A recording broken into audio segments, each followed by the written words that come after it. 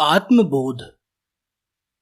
तपस्या करते करते अर्थात अनेक प्रकार के कठिन व्रत आदि करने से जिनके अंतःकरण से राग द्वेष आदि दूर हो गए हैं और पापों का नाश हो गया है, जिनकी चित्त की वृत्तियां शांत हो गई हैं, भोग वासनाओं का भी नाश हो गया है, जो जन्म मरण आदि बंधनों से मुक्त होकर मोक्ष चाहते हैं, ऐसे पुरुषों के लिए ही यह आत्मबोध नामक ग्रंथ बनाया गया है। शंका। सब शास्त्रों में जप तपादि से भी मोक्ष होना लिखा है, यहां केवल आत्मज्ञान से ही मोक्ष का उल्लेख क्यों है? जो जप तप कर्म योग आदि मोक्ष के साधन हैं, उसमें मोक्ष का मुख्य साधन रूप बोध अर्थात आत्मज्ञान ही है।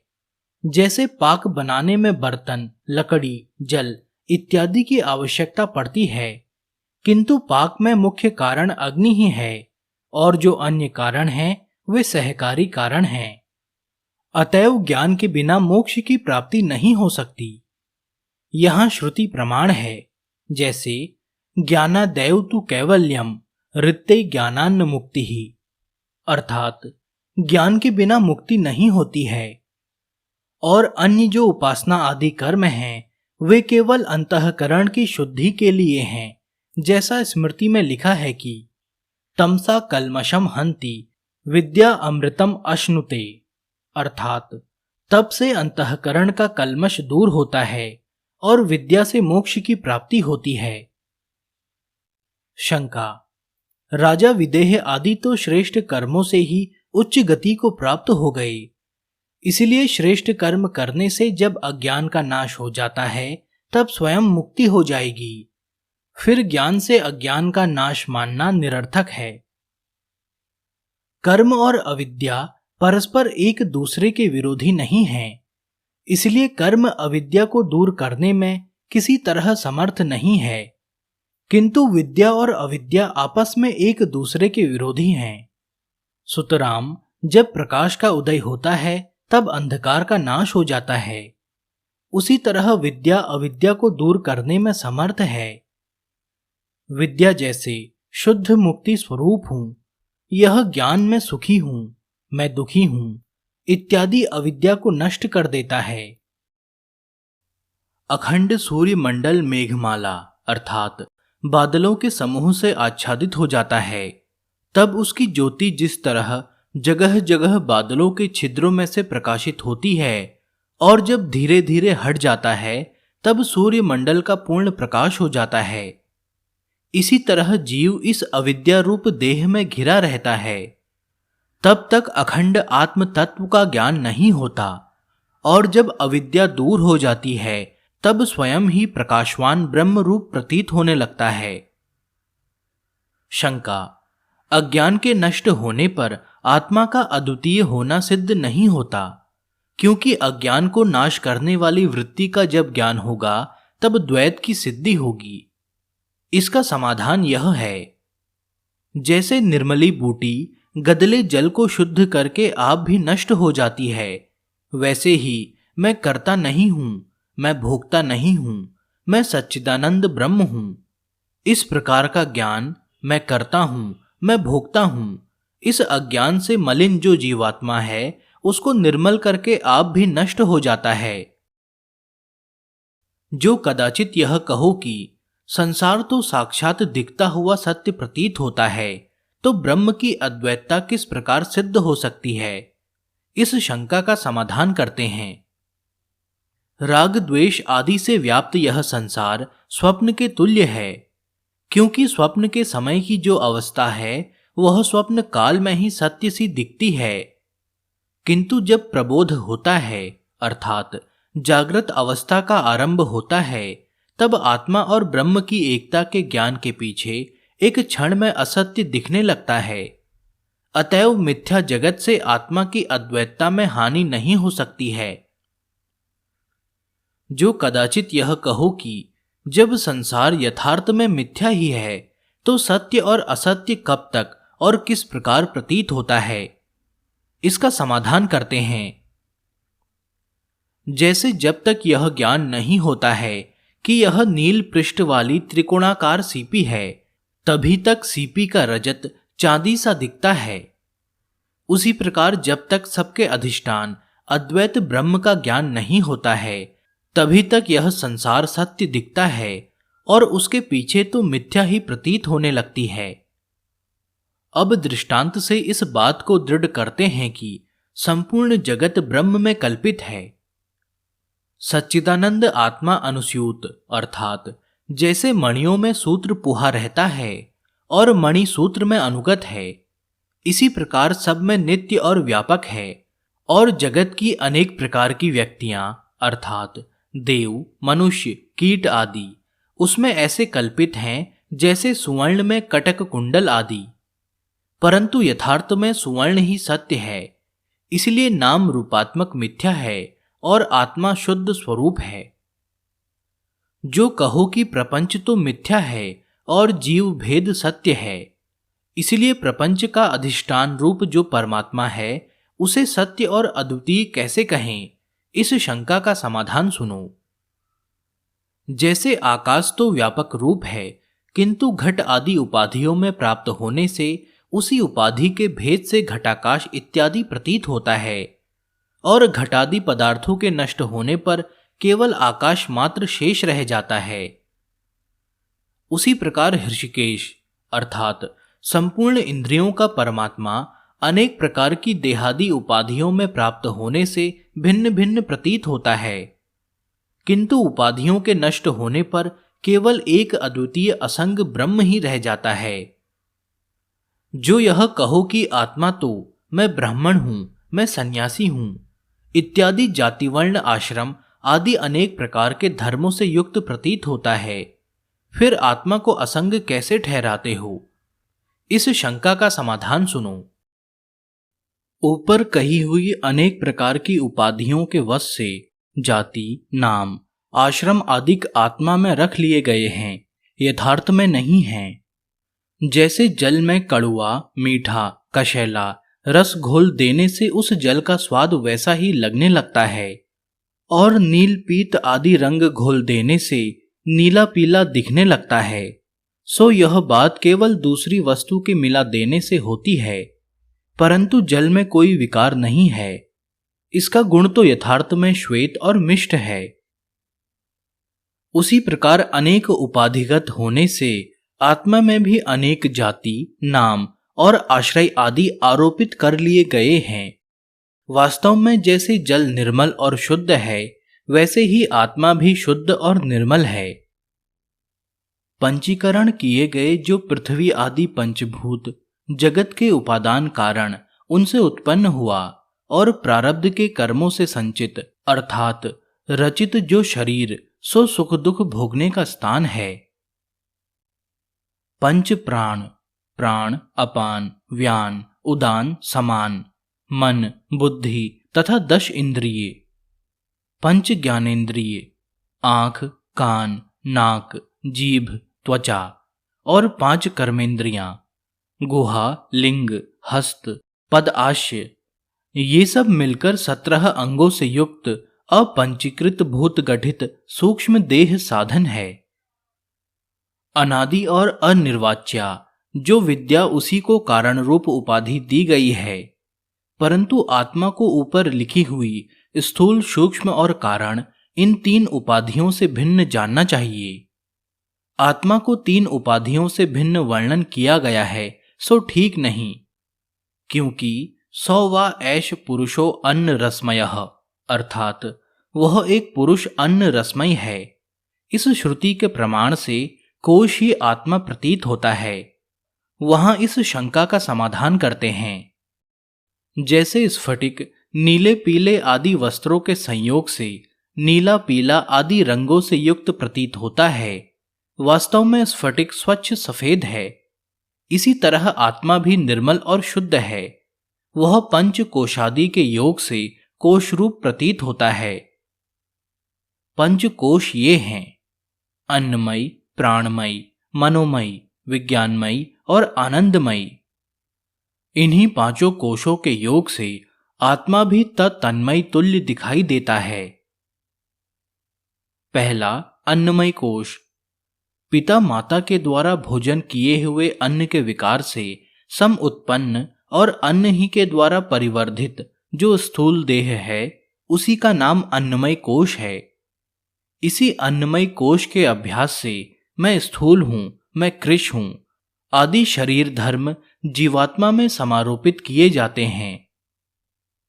दूसरा, प्राणमय कोश। देह इंद्रिय द्वारा चेष्टा साधन प्राण, अपान आदि पंच वायु तथा पंच कर्म में पंच इंद्रिय के साथ हस्त पाद आदि प्राणमय कोश कहलाता है। प्राणमय कोश धर्म के अभ्यास से मैं यह काम करता हूं, मैं इस काम को नहीं करता हूं, मैं भूखा हूं, मैं प्यासा हूं इत्यादि प्राण धर्म जीवात्मा में समारोपित होते हैं। तीसरा, मनोमय कोश। आंख कान आदि पंच ज्ञानेंद्रियां सहित मन को मनोमय कोश कहते हैं। इसके द्वारा संदेह शून्य आत्मा की संशय पूर्णता अध्यास होती है। चौथा, विज्ञानमय कोश। 5 ज्ञानेंद्रियों के साथ बुद्धि को विज्ञानमय कोश कहते हैं। मैं करता हूं, मैं भोगता हूं, मैं ज्ञानी हूं, मैं मूर्ख हूं इत्यादि विज्ञानमय प्रतीत होता है। पांचवा, आनंदमय कोश। कारण देह अथवा अविद्या का दूसरा नाम आनंदमय कोश है। इस आनंदमय कोश के कारण ही आमोद शून्य आत्मा के अनेक प्रकार के आमोद आरोपित होते हैं, जैसे मैं सुखी हूं। कूटने से जिस तरह तंडुल आदि अन्न के छिलके दूर होकर भीतर से शुद्ध और निर्मल दाने निकलकर ग्रहण किए जाते हैं, उसी तरह विचार युक्ति के अवघात द्वारा कोश रूप छिलकों से ढकी हुई आत्मा को अलग करके विमल आत्म तत्व की विवेचना की जाती है। यह देह आत्मा नहीं है, यह जड़ पदार्थ है। अतएव जन्म से पहले और मरने के पीछे इसका अभाव होता है। ये प्राण भी आत्मा नहीं है, ये वायु है, इसलिए जड़ पदार्थ है, अतएव अनित्य है। यह मन भी आत्मा नहीं है, काम क्रोधादि वृत्तियों द्वारा इसका विकार घटित है। बुद्धि भी आत्मा नहीं है, क्योंकि सुषुप्ति काल में अपनी कारणगत अविद्या में यह लीनता को प्राप्त हुआ देखा जाता है। एवं आनंदमय कोश रूप यह कारण शरीर भी आत्मा नहीं है, क्योंकि यह समाधि प्राप्त हो जाता है। इसलिए क्षण स्थायी इस पंचकोश से पृथक और तद विपरीत लक्षण विशिष्ट पूर्ण चिदानंद ही आत्मपद वाच्य है। शंका, आत्मा तो ब्रह्मरूप और सर्वत्र व्यापक लिखी है, फिर सर्वत्र प्रतीत क्यों नहीं होती है? इसका समाधान यह है, आत्मा सर्वदा सब जगह व्याप्त तो है, किंतु सर्वत्र प्रतीत नहीं होता।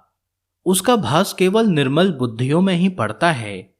जैसे घटपट आदि को छोड़ दुख का प्रतिबिंब केवल दर्पण में ही पड़ता है। और देखो, सूर्य का प्रकाश सर्वत्र है, किंतु उसका प्रतिबिंब केवल निर्मल जल में ही पड़ता है, जल रहित घटपट आदि में नहीं पड़ता है।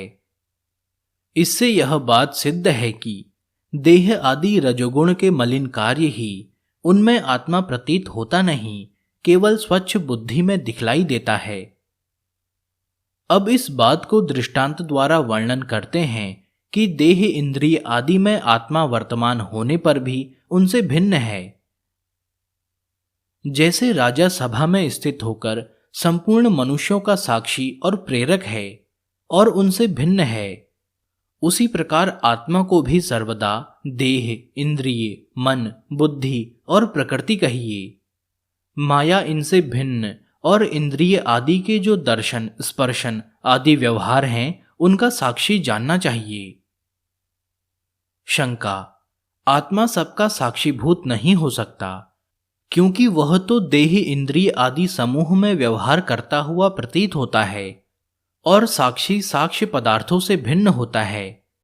इसका समाधान यह है, जैसे जब आकाश में पवन के वेग से बादल चलते हैं, तब अज्ञानी पुरुषों को चंद्रमा दौड़ता हुआ प्रतीत होता है और यथार्थ में चंद्रमा दौड़ता नहीं।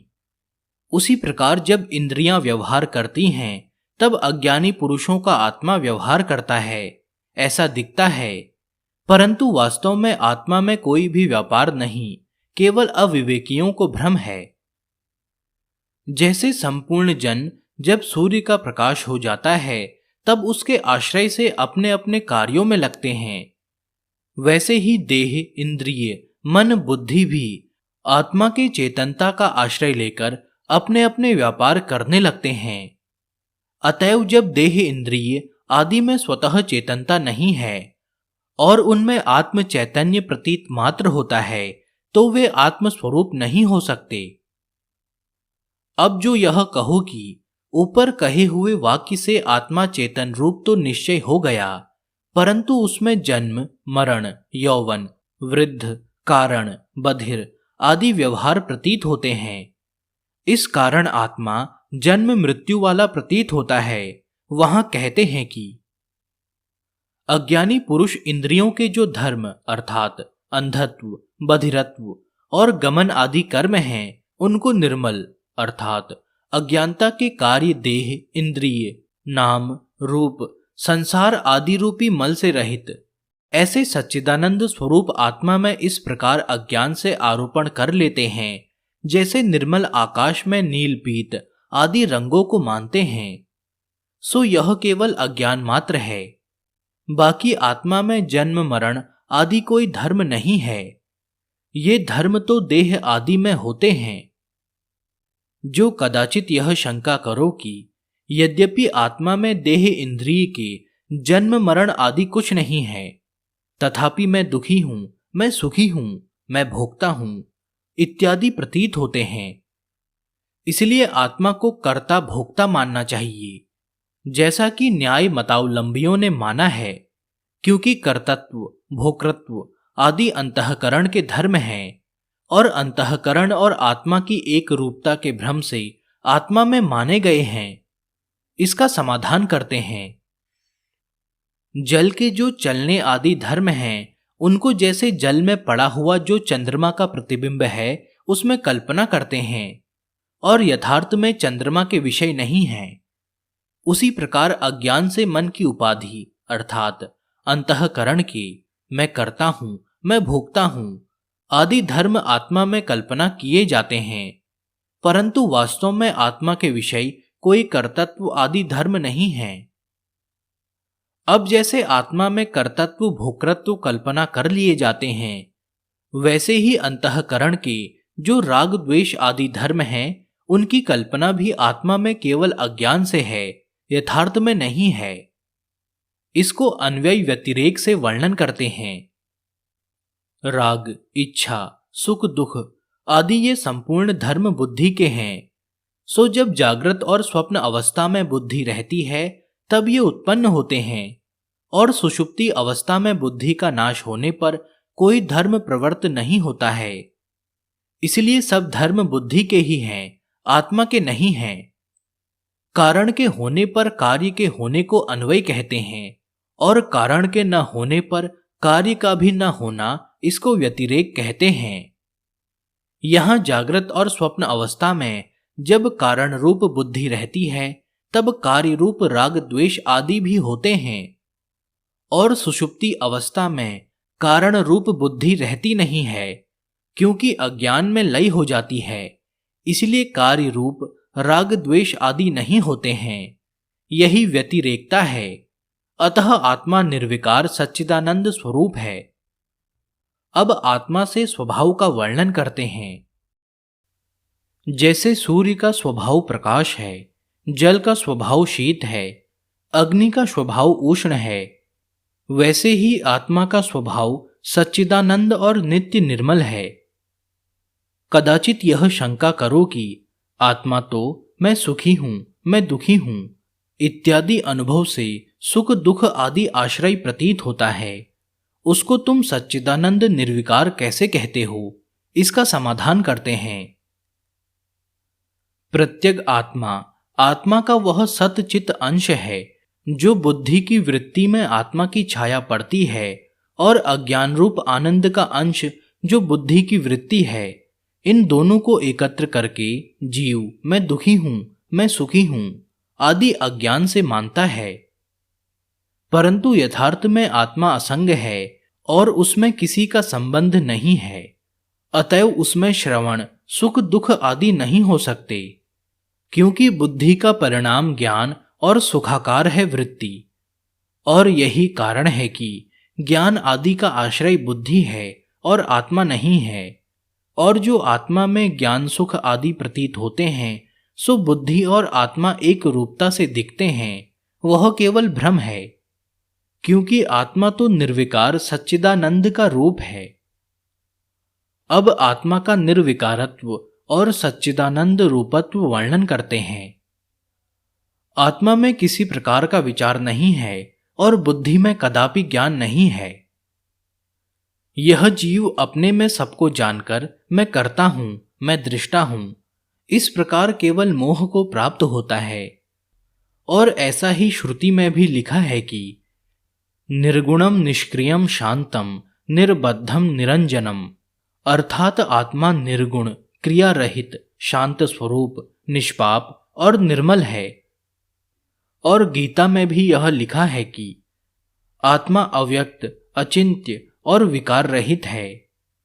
और बुद्धि में ज्ञान यूं नहीं है कि बुद्धि माया का कार्य होने में जड़ है, तो भी अंतःकरण में प्रतिबिंबित जो चेतन की चेतना है, उससे देह, इंद्रिय आदि संपूर्ण जड़ पदार्थ चेतन रूप से प्रतीत होते हैं। और यही कारण है कि जब बुद्धि और बुद्धि के कर्ता भोक्ता आदि धर्म आत्मा में भ्रम से दिखते हैं। अब आत्मा में मिथ्या आरोपित अज्ञान का फल और तत्व ज्ञान का फल कहते हैं। जैसे पुरुष अंधेरे में पड़ी हुई रस्सी का भ्रम से सर्प जानकर डरने और कांपने लगता है, वैसे ही मनुष्य आत्मा को अज्ञान से जीव मानकर संसार के अनेक दुखों को सहता है। और जब पुरुष को यह ज्ञान हो जाए कि मैं जीव नहीं हूं किंतु परमात्मा हूं, तब निर्भय हो जाता है। और ऐसा ही श्रुति में भी कहा है कि पुरुष को द्वैत ज्ञान से निश्चय भय होता है, और अपने और आत्मा में जो भेद मानता है उसको जन्म मरण आदि भय होते हैं। और भी कहा है कि जिसको आत्मस्वरूप का ज्ञान नहीं हुआ उसकी बहुत हानि हुई। फिर स्मृति का भी वाक्य है कि जीवात्मा परमात्मा में थोड़ा भी अंतर करने से मनुष्य रौरव नरक में जाता है। और जब मनुष्य को तत्वमसि आदि वाक्यों से ऐसा हो जाता है कि मैं जीव नहीं हूं किंतु अखंड सच्चिदानंद जगत साक्षी असंग परमात्मा पर ब्रह्म स्वरूप हूं, तब उसका जन्म मरण आदि भय दूर है। और ऐसा ही श्रुति में भी लिखा है कि जो ब्रह्म को जानता है वह ब्रह्म ही हो जाता है। जो कदाचित यह कहो कि आत्मा तो मन और बुद्धि के निकट ही है, फिर बुद्धि आदि को आत्मा प्रत्यक्ष क्यों नहीं होता, वहां कहते हैं कि संपूर्ण इंद्रियों को और बुद्धि आदि को केवल एक आत्मा ही इस प्रकार प्रकाशित करता है कि जैसे दीपक घटादि वस्तुओं को और मन बुद्धि आदि जो जड़ पदार्थ हैं उनसे आत्मा प्रकाशित नहीं होता है। जैसे घटादि मलिन पदार्थ दीपक को प्रकाशित नहीं कर सकते, अतएव यह बात सिद्ध हुई कि आत्मा तो मन बुद्धि आदि का साक्षी है और उनको जानता है, और मन बुद्धि आदि जड़ पदार्थ आत्मा के स्वरूप को नहीं जानते। जो कदाचित यह कहो कि जब आत्मा बुद्धि करके प्रकाशित नहीं होता है, फिर आत्म स्वरूप का किस प्रकार ज्ञान हो सकता है, वहां समाधान करते हैं। जिस प्रकार दीपक को अपने प्रकाश करने के लिए दूसरे दीपक की इच्छा आवश्यकता नहीं होती है, उसी प्रकार आत्मा को स्वयं बोध रूप होने के कारण बोध रूप आत्मा के बोध में अन्य बोध की अपेक्षा नहीं है, क्योंकि आत्मा तो स्वयं प्रकाशित होता है। जो कदाचित यह शंका करो कि आत्मा तो आप ही साक्षात्कार है, अतएव पुरुष बिना ही यत्न किए मुक्त हो जाएंगे, और श्रवण मनन आदि जो मुक्ति के उपाय हैं वे सर्व निष्फल हो जाएंगे, वहां शंका का समाधान करते हैं। नेति नेति इस वाक्य से सब उपाधियों का निषेध करके तत्वमसि आदि महावाक्यों से जीव और परमात्मा की एकता को जाने। अर्थात व्यास जी के कथित सूत्र के अनुसार यह उपदेश है कि नेति नेति अर्थात यह आत्मा नहीं है, नहीं है। इस प्रकार श्रुतियों के वचनों से आत्मा से जो भिन्न है उसका त्याग करे, अर्थात जड़ और अनित्य समझे। और इस प्रकार जब स्थूल सूक्ष्म और कार्य कारण रूप नाम रूपात्मक जगत को अनित्य जान ले, उसके पीछे वह ब्रह्म तू है, यह जीवात्मा ब्रह्म है, प्रज्ञान ब्रह्म है, मैं ब्रह्मा हूं। इन महावाक्यों को करके जीवात्मा और परमात्मा इन दोनों की एकता को जाने और उस जानने को ही मुक्ति का कारण कहते हैं।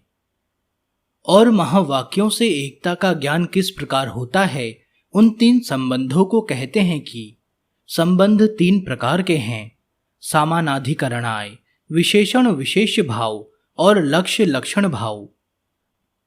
इन तीनों में सामानाधिकरण्य संबंध दो प्रकार का है, एक मुख्य सामानाधिकरण्य और दूसरा बाध सामानाधिकरण्य। मुख्य सामानाधिकरण्य संबंध उसे कहते हैं कि जहां एक वस्तु का एक वस्तु के साथ सर्वदा अभेद हो, जैसे सुवर्ण का और सुवर्ण के बने हुए आभूषणों का। और बाध सामानाधिकरण्य संबंध वह है कि जहां एक वस्तु को एक वस्तु के साथ बाध करके संबंध हो, जैसे सुवर्ण के डेले का जब कोई कुंडल आदि आभूषण बन गया, तब भी कुंडल आदि भूषण के नाम और रूप को बाध करके पूर्वोक्त सामान्य सुवर्ण के साथ उसका अभेद है।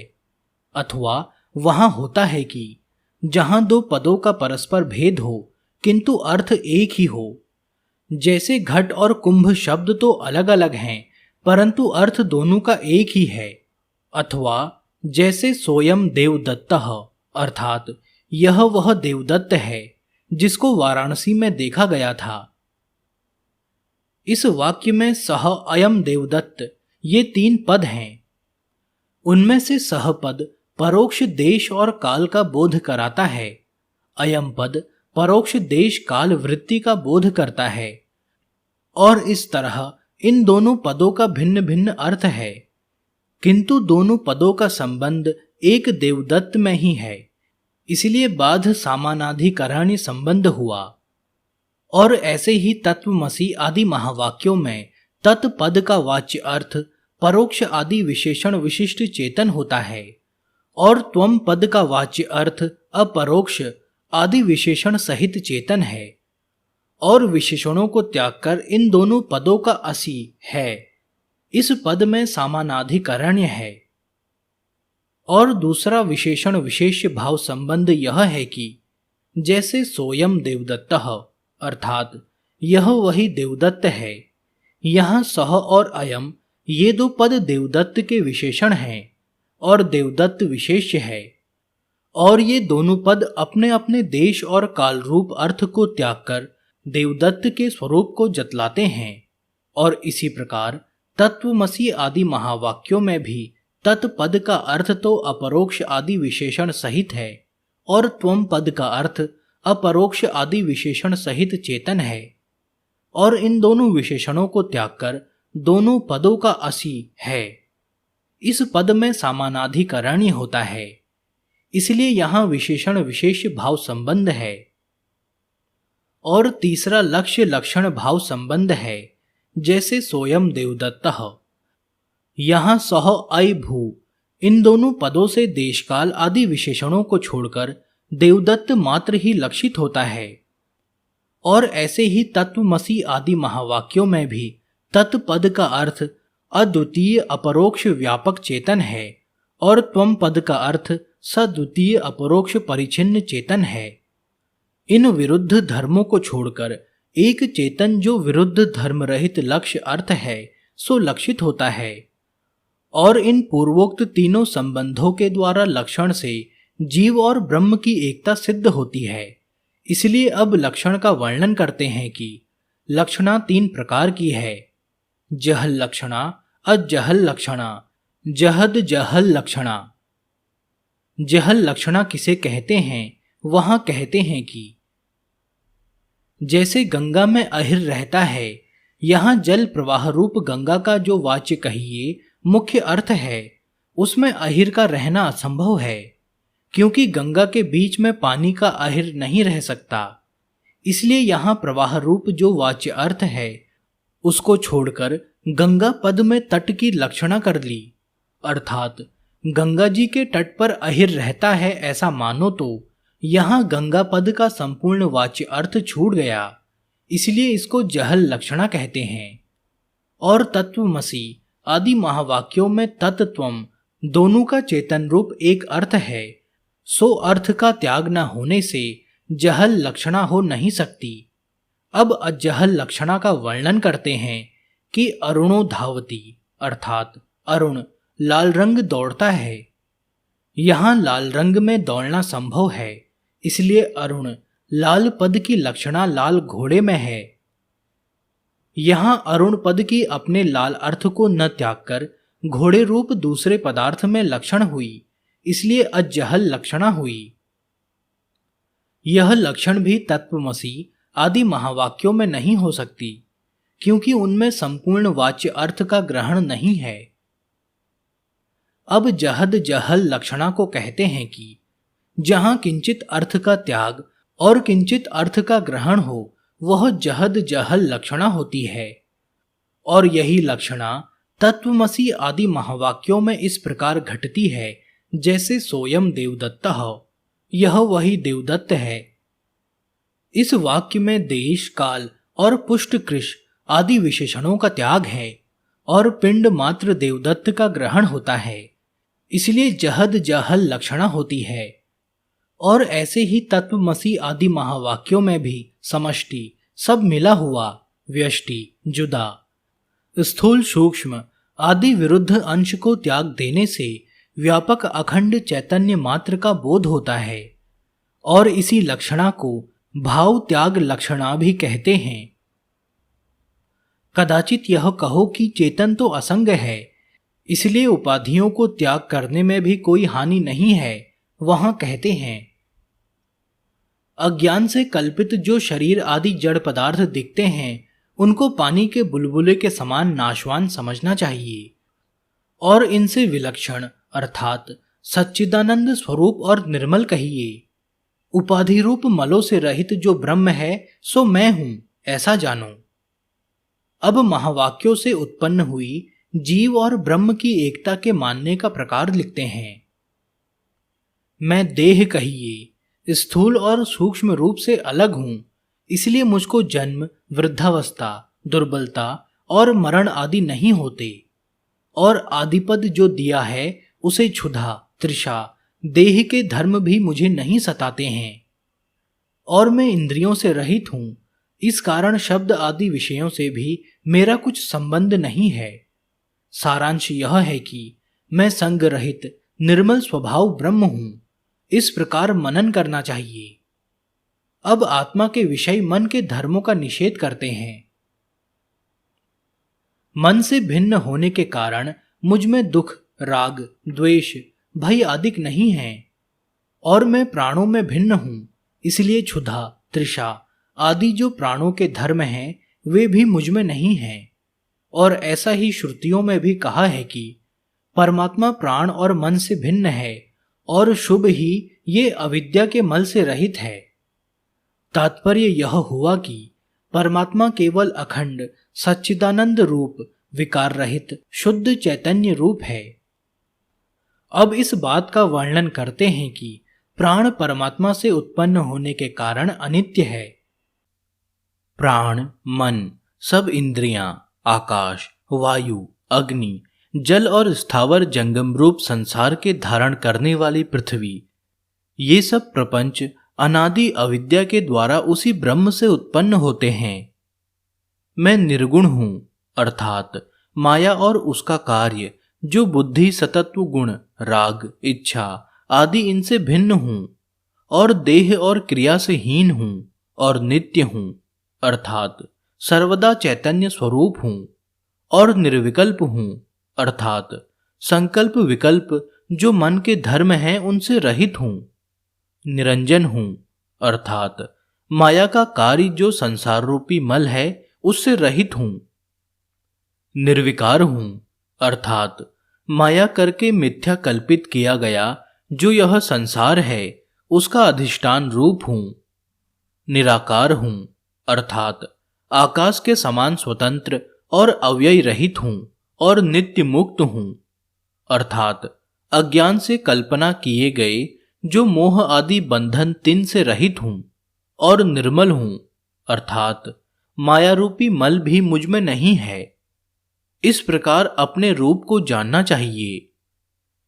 जो कदाचित यह कहो कि आत्मा रूप तो जैसा कह आए हो वैसा ही है किंतु देहवान प्रतीत होता है, इस शंका को दूर करते हैं। मैं सर्वदा आकाश में समान सब जड़ और दृश्य पदार्थों के भीतर व्याप्त हूं और सबके भिन्न हूं, किसी में लिप्त नहीं हूं। कदाचित कहो कि दृश्य पदार्थों का तो नाश हो जाता है, फिर आत्मा का नाश क्यों नहीं होता? वहां कहते हैं कि मैं अच्युत हूं अर्थात जब यह कल्पित संसार नष्ट हो जाता है तब भी मैं यथावस्थित रहता हूं, क्योंकि मैं अधिष्ठान रूप हूं। अच्छा, तू अधिष्ठान रूप होने से विनाश रहित तो है, परंतु अंतःकरण में तो तेरी सत्ता और चेतनता दोनों प्रतीत होती हैं, और घट आदि में केवल सत्ता ही प्रतीत होती है, चेतना नहीं। इस कारण आत्मा में विषमता है, क्योंकि आत्मा सब पदार्थों में तुल्य है और सतोगुण के कार्य होने से स्वच्छ अंतःकरण आदि में सत्ता और चेतना दोनों प्रतीत होती है। इसमें इस आत्मा का क्या अपराध है? और मैं शुभ अर्थात पुण्य पाप से रहित हूं और असंग हूं अर्थात सबके संबंध से भिन्न हूं और निर्मल हूं अर्थात संशयादि रूपी मलों से रहित हूं और अचल हूं, क्योंकि सच्चिदानंद अपने धर्मों से चलायमान नहीं होता है। जैसे कि त्वम पदार्थ जीवात्मा का लक्ष्य स्वरूप वर्णन किया था, उसी प्रकार तत्पदार्थ परमात्मा का लक्ष्य स्वरूप वर्णन किया और उन दोनों की एकता सिद्ध करते हैं। जो नित्य अर्थात तीनों कालों में शुद्ध कहिए, अविद्या आदि मल से रहित और विमुक्त अर्थात संसार से विरक्त और एक कहिए, सजातीय भेद शून्य और अखंड कहिए, देश काल परिच्छेद शून्य तथा आनंद स्वरूप अद्वितीय कहिए, विजातीय और स्वगत भेद शून्य जो सत्य ज्ञान अनंत स्वरूप ब्रह्म है सो मैं ही हूं। और श्रुति में भी यही कहा है कि सत्यम ज्ञानम अनंतम ब्रह्म। अब बहुत काल पर्यंत अभ्यास करने से जब ब्रह्म दृढ़ हो जाता है और आत्मा का ज्ञान हो जाता है, तब उसका क्या फल होता है सो दिखाते हैं। मैं ब्रह्म ही हूं। इस प्रकार निरंतर अभ्यास करने से जो वासना उत्पन्न होती है वह चित्त के विक्षेप को अर्थात आत्मा और ब्रह्म के भेद ज्ञान को इस प्रकार नाश कर देती है, जिस प्रकार बहुत काल तक सेवन करने से रसायन औषध रोगों को नष्ट कर देती है। अब ब्रह्म और आत्मा की एकता के साधन कहते हैं। विराग अर्थात शब्दादि विषयों की इच्छा से रहित और जिससे विशेष करके इंद्रियों को वश में कर लिया है, और ब्रह्म में निश्चल बुद्धि वाला अर्थात जो यह माने कि मैं ब्रह्म से भिन्न नहीं हूं, ऐसा पुरुष एकांत में बैठा हुआ अद्वितीय अविनाशी आत्मा का साधन करे, तब ब्रह्म और आत्मा की एकता का ज्ञान होता है। कदाचित यह कहो कि दृश्य प्रपंच तो व्यवहार दशा में प्रत्यक्ष है, फिर एकता की साधना किस प्रकार से होगी? वहां कहते हैं, सुधि अर्थात जिसका अंतःकरण शुद्ध है, ऐसा अधिकारी पुरुष संपूर्ण दृश्य प्रपंच को अपनी बुद्धि से आत्मा में ही लीन करके अर्थात आत्मा में जो कथन मात्र विकार है उसे दूर करके पृथ्वी को जल में लीन करे, जल को तेज में लीन करे, तेज को वायु में लीन करे, वायु को आकाश में लीन करे और आकाश को मूल प्रकृति जो माया है उसमें लीन करे, और मूल प्रकृति जो माया को शुद्ध ब्रह्म में लीन करे। इसके पीछे आत्मा को इस प्रकार एकरस चितवन करे कि जैसे शरतकाल में आकाश निर्मल होता है। विवेकी पुरुष संपूर्ण दृश्य प्रपंच को त्याग कर समाधि के विषय किस रूप से स्थित रहता है, सो कहते हैं। परमार्थ अर्थात मोक्ष अथवा ब्रह्म रूप का जानने वाला ज्ञानी पुरुष नाना वर्णादिक कहिए, दृश्यमान प्रपंच जो जाति मूर्ति आदि हैं, उन सबको त्याग कर परिपूर्ण व्यापक अधिष्ठान अंतर्यामी सच्चिदानंद स्वरूप होकर स्थित होता है। अर्थात अपने आत्मा को परिपूर्ण आदि स्वरूप ही मानता है। जैसा कि कृष्णचंद्र ने गीता में वर्णन किया है कि जैसे वायु रहित स्थान में दीपक निश्चल स्थित होता है, वैसे ही जिस योगी का चित्त वश में है और जो योग मार्ग में लगा है वह निश्चल है। जो यह कहो कि समाधि में जब पृथ्वी आदि दृश्य प्रपंच लय हो जाएंगे, तब ज्ञाता ज्ञान और ज्ञेय के भेद रूप त्रिपुटी प्रपंच लक्षणक होने पर पूर्वोक्त दीपक की उपमा कैसे घटेगी, इस शंका को आगे के श्लोक से दूर करते हैं। परमात्मा में ज्ञाता ज्ञान और ज्ञेय का भेद नहीं होता है, क्योंकि वह परमात्मा तो चिदानंद स्वरूप होने से आप ही प्रकाशित होता है। अर्थात उसके ज्ञान के लिए किसी भी ज्ञान की आवश्यकता नहीं है। सारांश यह है कि सविकल्प समाधि में ज्ञाता आदि का भेद प्रतीत होता है और निर्विकल्प समाधि में नहीं होता। अब उस प्रयत्न के प्रत्यक्ष फल का वर्णन करते हैं कि जो ब्रह्म और आत्मा की एकता के लिए किया जाता है। इस प्रकार आत्मा रूपी अरण के ध्यान रूप के साथ निरंतर मंथन होने पर, अर्थात आपस में रगड़ खाने से प्रकट हुई ज्ञान स्वरूप ज्वाला संपूर्ण अज्ञान और जन्म मरण आदि अज्ञान के कार्य रूपी ईंधन को भस्म कर देती है। इसमें श्रुति का भी प्रमाण है। मन को नीचे की ओर, ओमकार को ऊपर की अरणी बनाकर ज्ञान द्वारा मंथन से जो भस्म करता है, उसी को पंडित कहते हैं।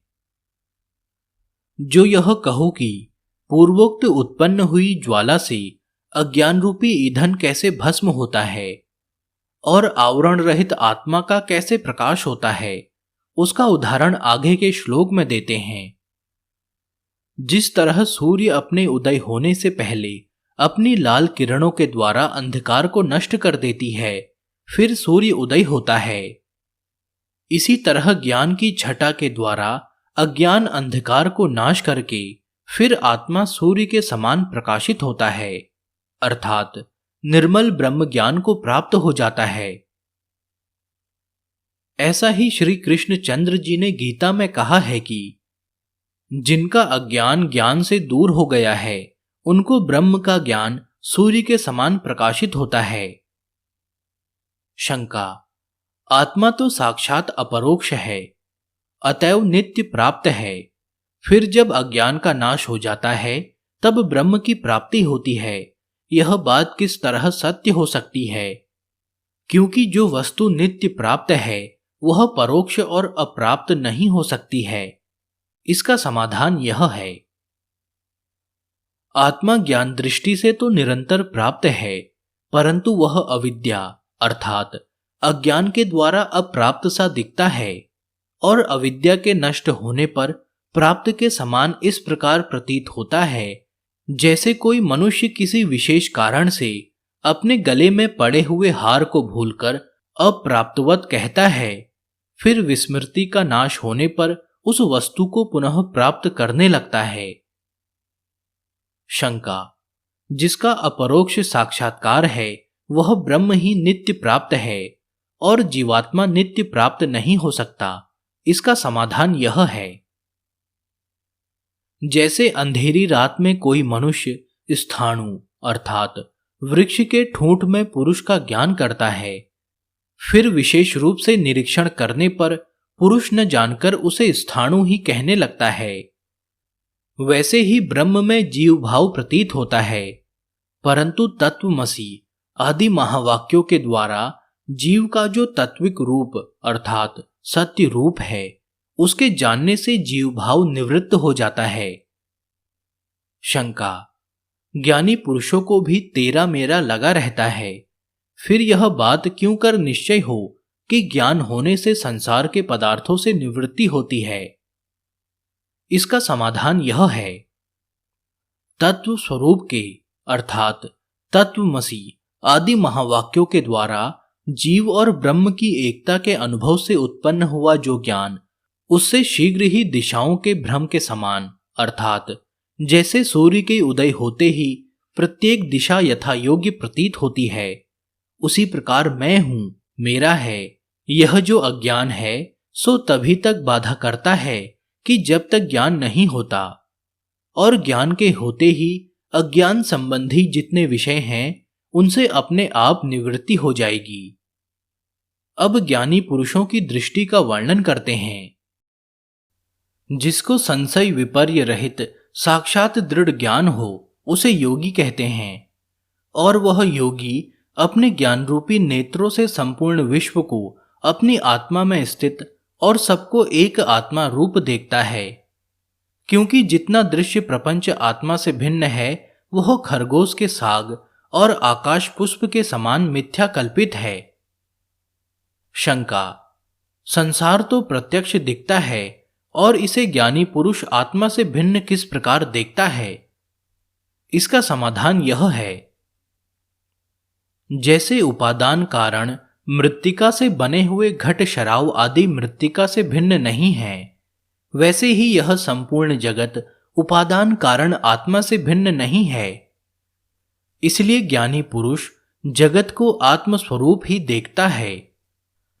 सारांश यह है कि उपादेय अर्थात घटादि तथा जगत रूप कार्य सो उपादान कहिए। कारण रूप जो मृत्तिका और आत्मा, इनसे भिन्नता प्रतीत होता है किंतु यथार्थ में भिन्न नहीं है। यह भिन्न दिखना केवल अज्ञान से है। अब जीवन मुक्ति का वर्णन करते हैं। जीवन मुक्त पुरुष तो प्रथम जो जीव और ब्रह्म की एकता कही है उसे जानकर तत्व ज्ञान से पूर्व कथित जो उपाधियों के गुण हैं उनको श्रवण आदि द्वारा माया के धर्म जानकर ज्ञान से त्याग देता है। फिर जिस मार्ग पर भृंगी नामक कीड़ा भ्रमर के भय से भ्रमर हो जाता है, उसी प्रकार ब्रह्म ज्ञानी भी उपाधि रहित ब्रह्म में तन्मय हो सच्चिदानंद स्वरूप हो जाता है। निम्नलिखित श्लोक रामचंद्र के पक्ष में लगता है, इसलिए जीवनमुक्त पुरुष को रामचंद्रावतार रूप से वर्णन करते हैं। भगवान श्री राम समुद्र को लांघकर संपूर्ण राक्षसों का विनाश करके सुहृद और अमात्य वर्गों से युक्त हो विराजमान हुए थे। वैसे ही योगी भी मोह रूपी समुद्र को पार करके राक्षस रूपी समुद्र राग द्वेष आदि का विनाश करके ज्ञान वैराग्य आदि सुहृद और अमात्य वर्ग से समायुक्त आत्माराम होकर विराजता है। नेत्र आदि बाहर की इंद्रियों का विषयों के साथ संबंध होने से उत्पन्न जो विषयानंद रूपी अनित्य सुख, उसकी प्रीति को त्याग कर और आत्मा के सुख से सुखी होकर स्वच्छ रूप से ब्रह्म रूप अपने अंतःकरण में घट के भीतर दीपक के समान प्रकाशमान होता है। और गीता में भी यही लिखा है कि हे अर्जुन, जब अपने मन की संपूर्ण कामनाओं को त्याग देता है तब अपने आत्मा में ही संतुष्ट होकर स्थिर बुद्धि कहलाता है। मुनि कहिए वेदांत शास्त्र का मनन करने वाला तत्वज्ञानी उपाधियों में स्थित होकर भी उपाधियों के सुख आदि धर्मों से ऐसे लिप्त नहीं होता है कि जैसे आकाश धूल से लिप्त नहीं है। और यद्यपि सर्वज्ञ भी है तथापि मूढ़ के समान ठहरे और प्रारब्ध अनुसार प्राप्त हुए विषयों में न लगकर पवन के समान विचरे, अर्थात जैसे पवन सुगंधित पदार्थों को छोड़कर विचरता है, उसी प्रकार तत्वज्ञानी भी विषयों को छोड़ अपने स्वरूप से विचरे। अब ज्ञानी की विदेह कैवल्य मुक्ति का वर्णन करते हैं। जैसे जल में जल अर्थात जैसे नदी अपना रूप छोड़कर समुद्र रूप हो जाती है और आकाश में आकाश अर्थात जैसे घटाकाश अपनी उपाधि छोड़कर आकाश में मिल जाता है और तेज तेज में अर्थात दीपक का तेज अपनी उपाधि छोड़ अग्नि में मिल जाता है, उसी प्रकार मुनि अर्थात वेदांत का मनन करने वाला ज्ञानी पुरुष देह आदि उपाधियों के नष्ट होने से व्यापक रूप परब्रह्म में संपूर्ण रीति से लय हो जाता है। अब उस परब्रह्म का निरूपण करते हैं कि जिसकी विदेह मुक्ति में प्राप्ति होती है, जिस पर ब्रह्म के परे लाभ से दूसरा लाभ नहीं, क्योंकि ब्रह्म के लाभ से संपूर्ण जगत का लाभ अंतर्गत है, और जिसके सुख से दूसरा सुख नहीं है, क्योंकि उसका सुख सर्वोत्तम है और संसार मात्र के सुख उसमें अंतर्गत हैं, और जिसके ज्ञान से कोई दूसरा ज्ञान नहीं, क्योंकि जो ब्रह्म ज्ञान मोक्ष का कारण है उससे दूसरा कोई श्रेष्ठ नहीं हो सकता। अतएव ऐसा जो है उसी को ज्ञानी पुरुष ब्रह्म रूप निश्चय करे। जिस परब्रह्म के देखने पर अर्थात साक्षात्कार होने पर कोई दूसरा पदार्थ देखने के योग्य नहीं रहता है, ब्रह्म के दिखने पर सब जगत दिखता है, साक्षात्कार हो जाता है, और जिस ब्रह्म रूप होने से फिर दूसरा जन्म संसार में नहीं होता है, जैसा श्री कृष्ण ने गीता में लिखा है कि जिस ब्रह्म में जाकर फिर निवृत्ति नहीं होती है वही मेरा परम धाम है, और जिसको जानकर कोई दूसरा पदार्थ जानने की आवश्यकता नहीं रहती है, क्योंकि कार्य की सत्ता कारण से भिन्न नहीं रहती है। कारण के ज्ञान से ही समस्त कार्य का ज्ञान हो जाता है, उसी को ब्रह्म जानना चाहिए। शंका। पूर्वोक्त प्रमाणों से यह निश्चित किया कि ज्ञानी विदेह कैवल्य अवस्था में स्थित होकर परब्रह्म को प्राप्त होता है, तो उससे अब ऐसी शंका होती है कि वह ब्रह्म परिच्छिन्न कहिए, एक देश में रहने वाला, अथवा अपरिच्छिन्न कहिए, सर्वव्यापक है। जो यह कहो कि परिच्छिन्न है तो नाशमान होने से परम पुरुषार्थ सिद्ध नहीं होता है, और जो अपरिच्छिन्न कहें तो सर्वव्यापक होने से उसकी प्राप्ति नहीं हो सकती, इसलिए इसका समाधान करते हैं। जो तिर्यक अर्थात पूर्व आदि चारों दिशाओं में और ऊपर नीचे सर्वत्र सच्चिदानंद आनंद द्वारा परिपूर्ण अथवा अद्वितीय अर्थात उसके सिवाय और कोई पदार्थ नहीं, एवं जो अनंत कहिए, देश काल वस्तु के परिच्छेद से रहित है और नित्य अर्थात सत्य है, स्वजातीय विजातीय वस्तु वर्जित है, उसी को ब्रह्म कहते हैं। जो वेदांत वाक्य द्वारा अतद्व्यावृत्ति अर्थात यह नहीं है, यह नहीं है, इस तरह संपूर्ण प्रपंच पदार्थ का निषेध करके जो स्वयं निषिद्ध नहीं होता है और उसी रूप में लक्षित होता है, और जिससे भिन्न दूसरी कोई वस्तु नहीं है, और जो निरवच्छिन्न आनंद स्वरूप तथा एका अर्थात स्वजातीय भेद से शून्य है, उसी को ब्रह्म कहकर अवधारण करें। शंका। शास्त्र में ब्रह्मा आदि को भी अखंड आनंद स्वरूप कहा है, फिर यहां केवल ब्रह्म को ही क्यों कहा? इस शंका का समाधान यह है, उस अखंडानंद स्वरूप परब्रह्म के आनंद का जो लेश है उसका आश्रय लेकर संपूर्ण ब्रह्मादिक देवता अपनी अपनी उपाधि का तारतम्य करके अर्थात अपने अपने पुण्य के अनुसार न्यून और अधिक आनंद युक्त होते हैं। अतएव ब्रह्मादिकों को जो आनंद है सो सब ब्रह्मानंद के ही अंतर्गत है, और ज्ञानी पुरुष विदेह अवस्था में स्थित होकर उसी को पाते हैं। शंका। कदाचित यह कहो कि वह परब्रह्म जिसके आनंद के लेश में ब्रह्मा आदि संपूर्ण देवता आनंदित रहते हैं, सो कहाँ रहता है? इसका समाधान करते हैं। जैसे दूध के सर्वांश में घृत अभेद रूप से परिव्याप्त रहता है, वैसे ही ब्रह्म से घटपट आदि समस्त वस्तु और वचन, दान गमन आदि संपूर्ण व्यवहार अन्वित होते हैं। इसलिए वह ब्रह्म प्रत्येक पदार्थ में अभेद रूप से व्याप्त है, और ऐसा ही श्री कृष्ण ने गीता में कहा है कि वह ब्रह्म सब इंद्रियों के गुणों का प्रकाशक और संपूर्ण इंद्रियों से रहित है, अतएव ब्रह्म सर्वव्यापक सिद्ध है। शंका, परमात्मा तो सब प्रपंच में अनुगत है, फिर उसको प्रपंच के धर्मों का स्पर्श क्यों नहीं होता है?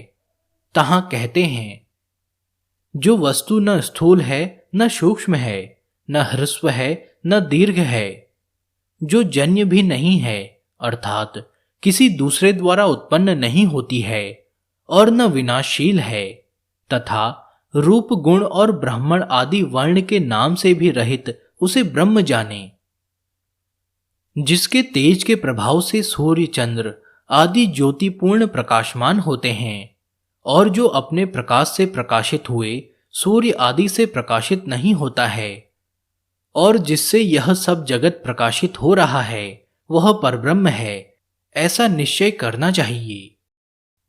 जैसे अग्नि तप्त लोहे के गोले के भीतर और बाहर व्याप्त होकर उसको भी प्रकाशित करता है और आप भी प्रकाशित होता है, इसी तरह ब्रह्म भी संपूर्ण जगत को प्रकाशित करता हुआ स्वयं कहिए आप भी प्रकाशित होता है। जैसे लोहे के गोले के भीतर बाहर अग्नि व्याप्त है, उसी प्रकार ब्रह्म जगत में व्याप्त है, कोई स्थान उससे रहित नहीं है।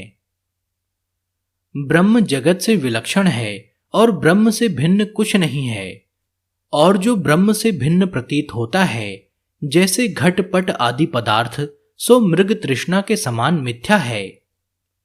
सारांश यह है कि जड़ मिथ्या दुखरूप जगत से सच्चिदानंद ब्रह्म अलग है, अतएव ब्रह्मा ही सत्य है और सब मिथ्या है। जो कुछ देखने में आता है और जो कुछ सुनने में आता है इत्यादि सो ब्रह्म से अन्य कुछ नहीं, अर्थात संपूर्ण ब्रह्म ही है। इसका कारण यह है कि ब्रह्म तत्व ज्ञान से ही सच्चिदानंद और अद्वैत रूप में प्रकाशित होता है। शंका, जो सच्चिदानंद स्वरूप ब्रह्म सर्वव्यापक है तो सर्वत्र क्यों नहीं दिखता है? जिन पुरुषों के ज्ञान रूपी चक्षु हैं उनको सर्वव्यापी सच्चिदानंद रूप दिखता है, और जिस पुरुष के अज्ञान रूपी चक्षु हैं अर्थात जो अज्ञानी हैं, वह उस प्रकाशमान आत्मा को ऐसे नहीं देख सकते कि जैसे अंधा पुरुष सूर्य को नहीं देख सकता है। जो यह शंका करो कि जिनके ज्ञान रूपी नेत्र हैं, ऐसे पुरुषों को विवेक के कारण यद्यपि देहादि इंद्रियों में अध्यास रूप मल दूर हो जाते हैं, तथापि पूर्व जन्म के अव्यास से संसार की वासना के वश में होकर अहम मनुष्य हो, मैं मनुष्य हूं, ऐसा देह रूपी बंधन प्रतीत होता है, तो फिर आत्मस्वरूप में स्थित होकर मुक्ति किस प्रकार हो सकती है? इसका समाधान करते हैं। श्रवण आदि अर्थात श्रवण, मनन, निधिध्यासन, इनसे उत्पन्न हुई ऐसी ज्ञान रूपी अग्नि से परितापित कहिए। मुक्त जो जीव सो संपूर्ण मल से छूटकर अग्नि से तपे हुए सुवर्ण के समान स्वयं प्रकाशित होता है, और प्रकाशमान होने पर उसको मेरा है या मैं हूं ऐसा अभिमान नहीं करता है। जो यह कहो कि जो आत्मा शुद्ध हो जाता है उसका कैसा रूप होता है और वह कहाँ उदय होता है और किसे प्रकाशित करता है, वहां कहते हैं कि इस प्रकार जीव और आत्मा के ज्ञान से निर्मल बोध रूपी सूर्य आत्मा हृदय रूपी आकाश में उदय होकर अंतःकरण के मल रूपी अंधकार को नाश करता है और सबको प्रकाशित करता हुआ स्वयं प्रकाशमान होता है। अब जो बीच में यह शंका करो कि हृदय रूपी आकाश तो परिचिन्न है और जब वहां आत्मा का उदय होगा तो आत्मा उसके संसर्ग में परिचिन्न अर्थात नाशवान हो जाएगा, उसका यह समाधान है कि आत्मा सर्वव्यापी अर्थात सब जगत में व्यापक है और सर्वधारी कहिए। जगत का जो अज्ञान कार्य है उसका अधिष्ठान रूप है और सबको प्रकाशित करता है, और आप प्रकाशमान है। सारांश यह है कि व्यापक रूप आत्मा का भ्रम रूप हृदयाकाश कदापि नाशक नहीं हो सकता है। अब आत्मा तत्व ज्ञान को तीर्थ रूप से वर्णन करते हैं क्योंकि जो फल संपूर्ण तीर्थ और देवताओं की सेवा का है, उससे अधिक फल आत्मज्ञान रूपी तीर्थ का है। क्योंकि आत्मा की ही सेवा से फिर किसी की सेवा की आकांक्षा नहीं रहती है। कदाचित यह कहो कि आत्मज्ञानी भी तो अपने स्वाभाविक पाप दूर करने को काशी आदि तीर्थों में जाते हैं, और पूर्व में कह आए हो कि ज्ञानी पुरुष सुवर्ण के समान प्रकाशमान और संपूर्ण मल से रहित है, सो कैसे हो सकता है? वहां शंका दूर करते हैं, सुनो। आत्मज्ञानी पुरुष एकाग्रचित्त होकर पूर्व आदि दिशा और कुरु आदि देश और भूत भविष्य वर्तमान काल इन सब की अपेक्षा से रहित सर्वव्यापक और शीत और उष्ण इन दोनों के नाशक और नित्य सुख स्वरूप और निरंजन अर्थात माया के कार्यगत रूप से रहित ऐसे आत्म तीर्थ का सब प्रकार की क्रियाओं को छोड़ सेवन करता है। वह सर्वव्यापक और सर्वज्ञाता होकर अमृत रूप अर्थात ब्रह्म रूप हो जाता है। अतएव मुमुक्षु पुरुषों को आत्म तीर्थ अवश्य सेवन करना चाहिए। और ऐसा ही महाभारत में लिखा है कि हे युधिष्ठिर, इंद्रियों को रोकना ही जिसका पुण्य तीर्थ है, सत्य ही जिसका जय है, शील जिसका तट है और दया ही जिसमें तरंगों की माला है, ऐसे आत्मरूपी नदी में स्नान करे। क्योंकि केवल जल से ही भीतर की आत्मा शुद्ध नहीं होती है। और भी कहा है कि जिस पुरुष का ब्रह्म के विचार में क्षण भर भी चित्त स्थिरता को प्राप्त हो गया, तो जान लो उसी मनुष्य ने संपूर्ण तीर्थों के जलों में स्नान किया है। उसी ने संपूर्ण पृथ्वी का दान किया है। उसने ही सहस्त्रों यज्ञ किए हैं, संपूर्ण देवताओं का पूजन किया है। उसी ने अपने पितरों को संसार से पार किया है और वही त्रैलोक्य में पूजनीय है।